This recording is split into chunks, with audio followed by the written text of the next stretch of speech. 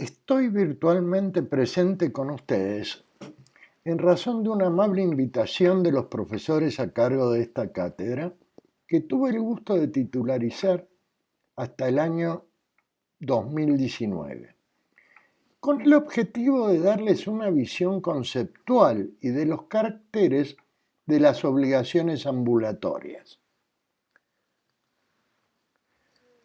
No esperen aprender el tema a través de esta charla. El aprendizaje integral de esta temática lo obtendrán, como siempre aconsejamos, a través de las obras recomendadas como bibliografía de la materia, especialmente a través de los números 54 a 71 del capítulo 1 que ha sido puesto a disposición de ustedes en el aula virtual de nuestra facultad. Las obligaciones sujetas al régimen general, tal como las han visto, la relación jurídica se establece entre dos personas, acreedor y deudor, y perdura entre ellas dos. Sin embargo, a veces el legislador establece que ciertas obligaciones que nacen entre dos personas que titularizan el dominio o la posesión de una cosa, luego, si alguno de los sujetos se aparta de esa titularidad, el crédito o la obligación pasen al tercero que adquiera la cosa. Así, el adquirente adquiere el carácter de deudor o acreedor que revestía su antecesor.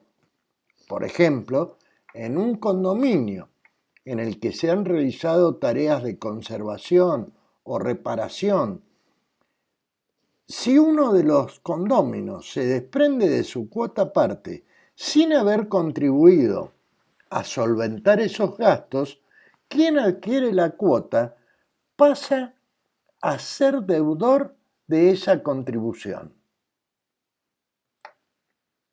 Aquí tenemos el concepto que nos brindara el doctor Alsina Atienza, que es totalmente aplicable a las obligaciones ambulatorias previstas en el Código Civil y Comercial de la Nación. Este concepto refleja acabadamente que obligación propter rem o ambulatoria es aquella que cabalga sobre una relación de poder, sea un derecho real o una simple posesión de una cosa. En esta ficha vamos a ir viendo en forma progresiva los caracteres de las obligaciones ambulatorias. Ustedes advertirán que cada uno de los caracteres que vayamos señalando están rodeados de un marco, a veces verde y otras azul. El marco verde significa que el carácter es necesario para configurar la obligación ambulatoria. En cambio, el marco azul significa que se trata de un carácter no esencial, en nuestro criterio, o sea que puede estar presente o faltar sin que por ello la obligación deje de ser propter rem. El primer carácter que debemos tener en cuenta para establecer si una obligación reviste el carácter de ambulatoria o propter rem es verificar que ella tiene un régimen de transmisibilidad excepcional, o sea, que en virtud de la ley y únicamente en virtud de la ley, la obligación nacida en cabeza de una persona se traslada a un tercero ajeno al nacimiento de la obligación y que se traslada en virtud de haber entrado en la titularidad de la cosa, de la relación real con la cosa. Por tratarse de un régimen excepcional, debe ser interpretado restrictivamente. El segundo carácter es aquel que señala tan claramente Alsina Atienza, que estas obligaciones nacen, se transmiten y se extinguen junto con la relación de poder sobre la cosa. Por ello, ser acreedor o deudor está inseparablemente unido a la titularidad de la relación de poder, sea de derecho o de hecho, como sucede con la posesión de la cosa. En consecuencia, el carácter de acreedor o deudor deriva de la relación de poder que se tiene con la cosa. Y en aquella relación de poder ha entrado el adquirente y por disposición de la ley resulta acreedor o deudor.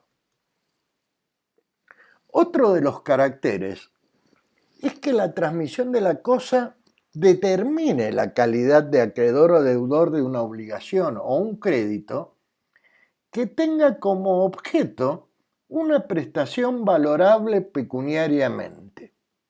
Si se trata de una obligación, la transmisión constituye en deudor al adquirente. Si se trata de un crédito, la transmisión constituye en acreedor al adquirente.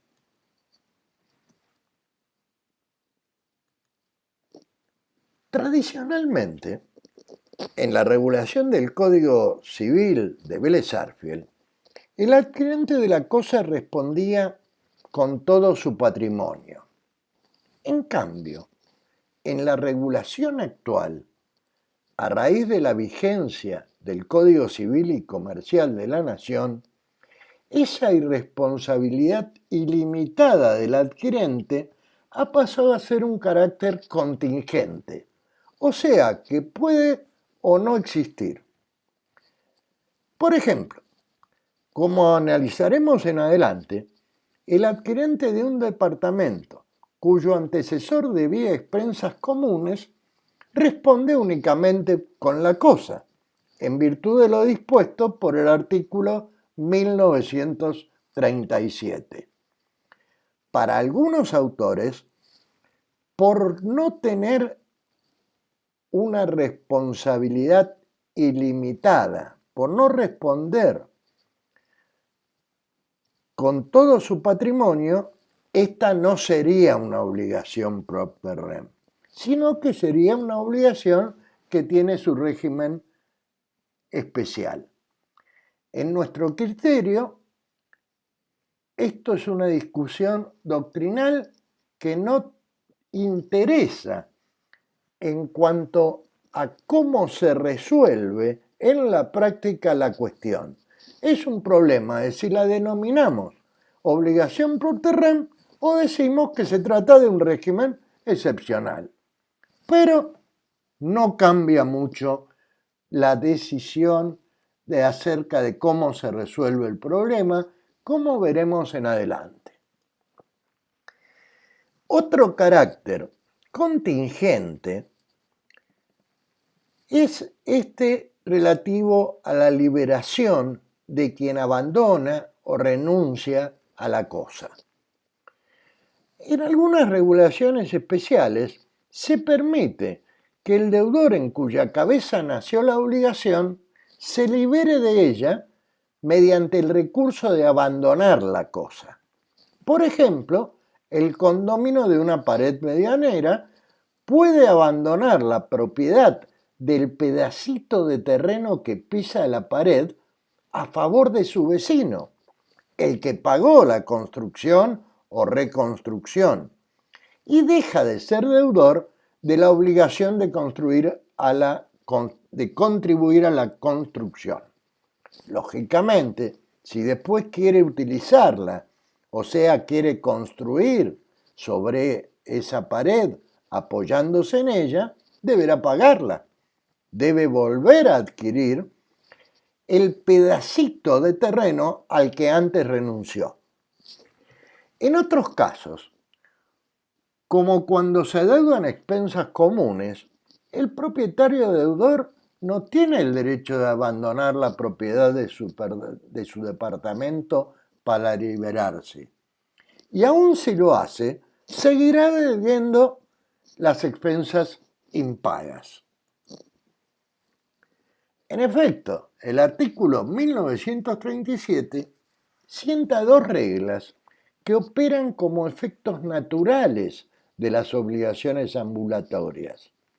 La primera, que el sucesor particular responde solo con la cosa, lo que expresamos con la locución romana intra rem.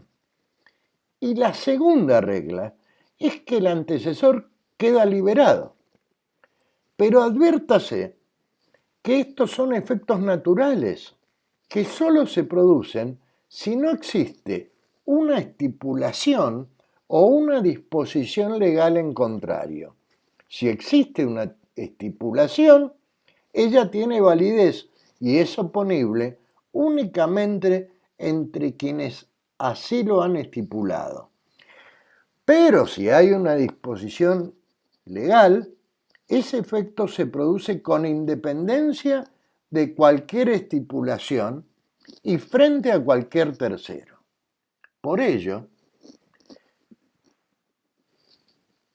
de acuerdo con los caracteres que hemos enunciado y coordinando la definición de las obligaciones ambulatorias con el concepto de obligación que diera el maestro italiano Michele Giorgiani, estructuramos una definición de obligaciones ambulatorias diciendo que son el deber jurídico específico que se impone a un sujeto determinado en virtud de una relación real que tiene con una cosa, en razón de la cual debe observar una conducta patrimonialmente valorable a favor de otro sujeto determinado por esa misma circunstancia, que puede o no tener un interés económico y que le confiere a este otro sujeto un derecho subjetivo al comportamiento del primero. En conclusión, la característica particular definitoria de las obligaciones ambulatorias radica en que la determinación de los sujetos, activo o pasivo, se encuentra ligada a la relación real que tienen con una cosa, de manera tal que si la titularidad de la relación real cambia, la obligación deambula con ella. Muchísimas gracias y espero que les sea útil y que ahora el audio no me traicione.